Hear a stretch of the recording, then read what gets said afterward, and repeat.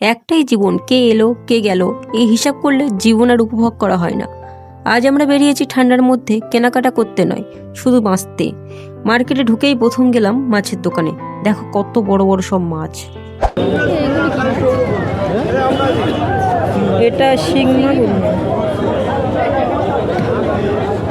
এগুলো এগুলো নদীর মাছ। এই না মাছ যেটা সেই টেংরা মাছ নিয়ে যায় সেই মাছ না। এই সালা মোচা চিংড়ি আছে।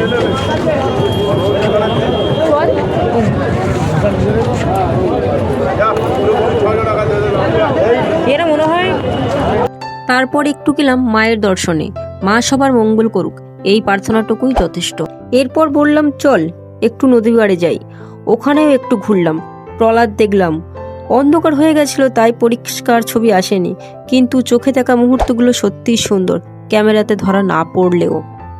ফিরে আসার পথে দেখি বাজারে ঠাকুর উঠেছে। তখনই সিদ্ধান্ত তিনজনে সরস্বতী মাকে দেখতে যাব। স্কুল কলেজ অনেক আগেই শেষ হয়ে গেছে, এখন আর আগের মতো পুজোর সেই অনুভূতি নেই। তবে মায়ের সামনে দাঁড়ালে একটা আলাদা রকম শান্তি আসে মনে। তবে কলেজ জীবনের থেকে স্কুল জীবনের স্মৃতি আমার কাছে সব থেকে বেশি স্মরণীয় এবং সব থেকে সেরা মুহূর্ত উপহার দিয়েছে। এরপর কি মজা করতে করতে আসছিলাম বোনের পছন্দ জারবেরা ফুল। ফুল দোকানে গিয়ে দেখলাম জারবেরা ফুল আছে কিনা, কিন্তু জারবেরা ফুল পেলাম না। কিন্তু সামনেই দেখতে পেলাম বিরিয়ানির দোকান, আর বিরিয়ানির গন্ধটা আমাদের এই সিদ্ধান্ত বদলাতে যথেষ্ট ছিল।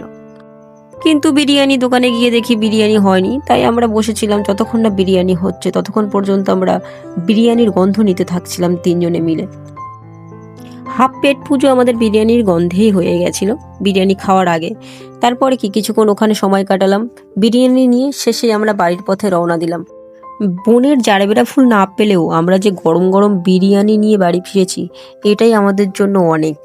সবশেষে পেটেরও শান্তি আর মনেরও।